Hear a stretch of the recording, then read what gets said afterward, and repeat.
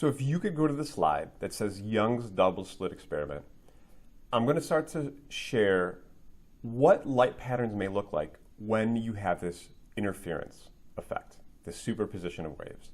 Okay? And this is a little tough for some students to wrap their heads around. So I'm going to do my best job to explain it as clearly as possible. And hopefully you do your best job listening as carefully as possible. Okay? So imagine, well, I mean, look at this picture right here. You see that we have light that's passing through two slits, and on this wall, you see a bunch of fringes. Okay, you see a bright fringe in the middle, you see two dark fringes, two bright fringes, two dark fringes, two bright fringes. Why? What's going on here? Okay, what is causing this series of fringes?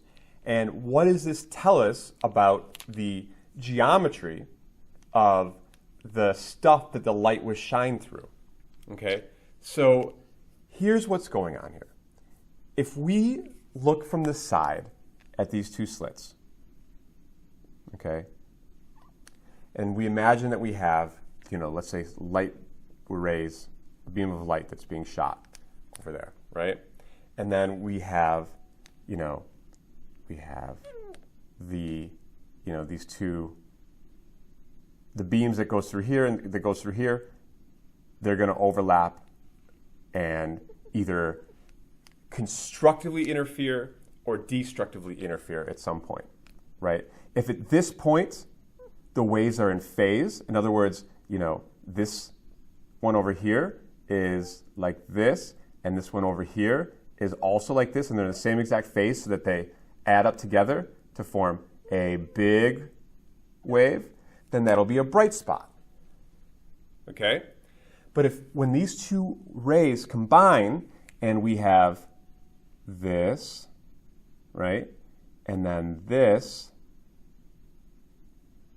right, then this will cancel with this will cancel with this, and we will get a flat line or a dark spot. Okay? So that explains why there's bright spots and dark spots. At some of these points, the light beams will combine to form constructive interference, and some point the light beams will combine to form destructive interference. But what determines whether it's constructive or destructive? Okay? And to do that, it takes a little bit of a closer look. Okay? So let's say that we have our little slits here. Okay? So here is our slits. And then we have our light coming in, right? And so we're going to do a close-up now. We're going to do these two beams shooting through parallel and meeting out somewhere at some other point. Okay? Now, I want to take a little look at this, right? When these beams come to form together over here at this wall, far on the other side, right? This lower beam is going to be a little bit longer than the upper beam. In fact, it's going to be longer by this length here. Do you see that? Okay. So if these beams came in and they were the same exact length when they hit, they would still be in phase with each other, right? But they're not necessarily in phase anymore because this one's been traveling a little bit longer. So this one could be now out of phase with this wave, with this light ray. Okay? But how long should this be before this ray is back in phase with this ray? Well, a wavelength is one wavelength long, right? So if this distance here happens to be one wavelength, right, then if this guy started here, right, and this guy started here, right, then one full wavelength would mean that you're starting back at the same spot again, right? So that when they reached the other side, they would be completely in phase, right? And they would be happily traveling on until, they constructively interfere on the other wall. So in other words, what does that mean? That means that as long as this ray here is one wavelength or two full wavelengths or three full wavelengths, any integral number of wavelengths longer than this beam, okay, you will get a bright spot. You'll get constructive interference. Because if it's longer by one wavelength, then they're back in phase with each other. Okay? So what does that mean? All right. It means something way simpler than what all this sounds. It means that if this is lambda and this is d here, okay, then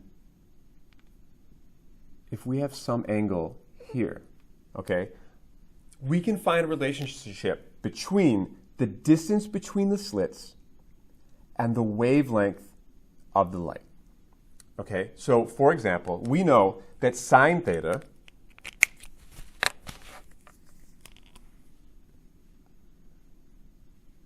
equals opposite over hypotenuse, right?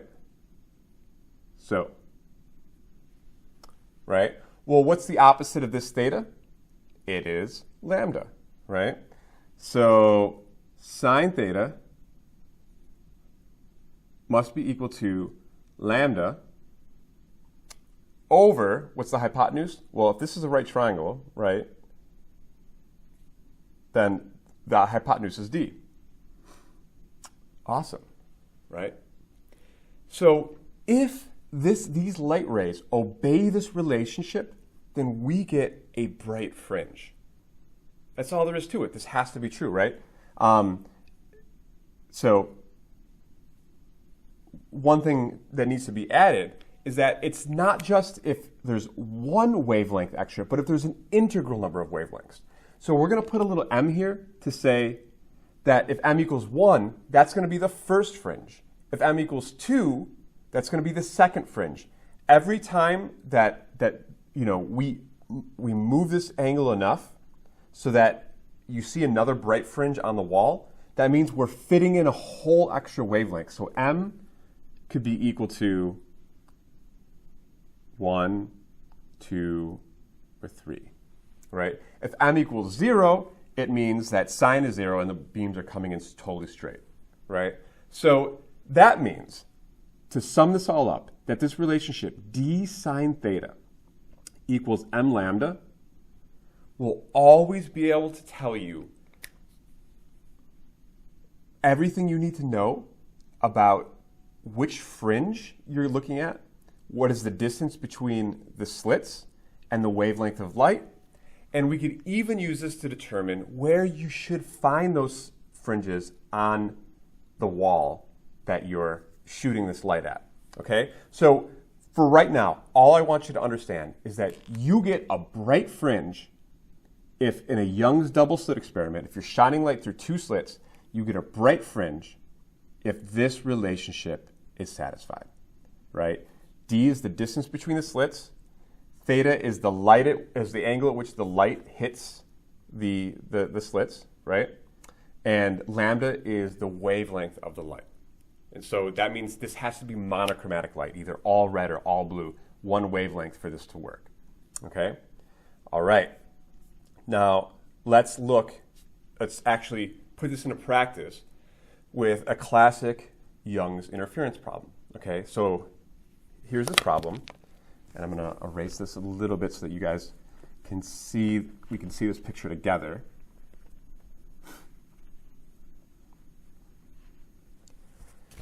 It says that you have red light of a wavelength 664 nanometers that is incident on a double slit, okay, separated by 1.2 times 10 to the minus 4.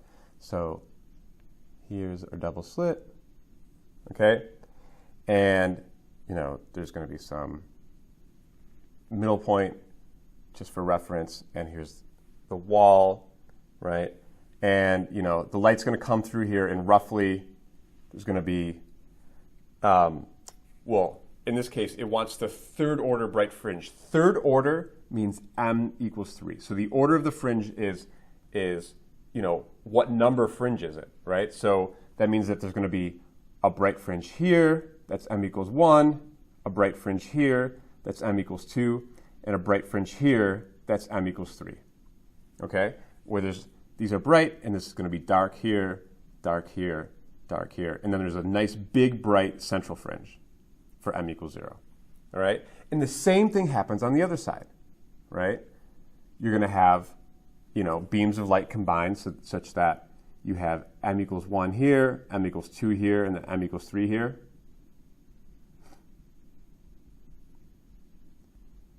And so we want to find out the distance y. So in other words, we want to find out this y here. These will be totally symmetric. What is this distance y between the central maximum, right here, just the center, and then the m equals 3 bright fringe, okay, or the third order fringe. And this here is theta. Now, for reasons that we can prove to ourselves later, I'm not going to prove it to you. This theta here is the same as this theta in this problem. So I'm not going to confuse us. Take my word for it, but you can also check from the geometry that we did in the last, when I was setting this up. You could prove to yourself that that's also going to be the angle at which the light approaches the wall. So just know this theta is similar to this theta. Okay. So, here's the deal. I need to find out this y here, right? And so, well, the first thing I want to do is let's use our trig again, right? This is obviously a right triangle, right? This distance L here is equal to 2.75 meters, okay? So I know that sine theta must be equal to y over L, right? Okay, which means I'm trying to solve for y, which means that y is just L sine theta, right? So if I want to find y, I need to get L sine theta, right? But where can I get this sine theta? That's where we can use our relationship. So if this is a bright fringe, it means this relationship must be true, which means sine theta must be equal to m lambda over d, right? So in other words, L m lambda over d, right? Just basic substitution. I know that my L is 2.75 meters, right? And I know my m, it's a third order bright fringe, so my m is 3. Okay? The problem tells me that the wavelength of my light is 664 nanometers. Okay? In other words, that's going to be 664 times 10 to the minus 9 meters divided by d, which the problem tells us that's the distance between the slits. The problem says d is 1.2 times 10 to the minus 4 meters. So that's 1.2 times 10 to the minus 4 meters. Okay? Now, you all got calculators. You can put this in. When I do this, I get a y of 0.045 meters or 4.5 centimeters. Simple as that. So in other words, what is it saying? It means that if we shine light at this surface, right, and we have, a first order, second order, third order, there'll be more, fourth order, fifth order, there'll be bright and dark fringes all the way up and down this wall, right? They'll get less refined as we get farther and farther out. They'll be more mushy and less defined. But the m equals 3 one we should definitely be able to see. And if we can tell how far apart they should be on this wall by using this relationship, and we find out that between the center and the third order maximum, there should be 4.5 centimeters. Okay? If we want the distance between the top third and the bottom third, then you would just double that. 4.5 times 2 is 9 centimeters. So that should be a 9 centimeter wide little spread. Okay? You could also do this backwards, right? For example, if we know this length, all right, and we measure the length of the third order maximum, we can work backwards then to find D. And therefore we know the distance between, and notice these distances can be very, very small, right? So we could find that distance D, and what do we know? You know, let's say that D are spacings between two different molecules, then we can send that light through and be able to determine the space between two molecules.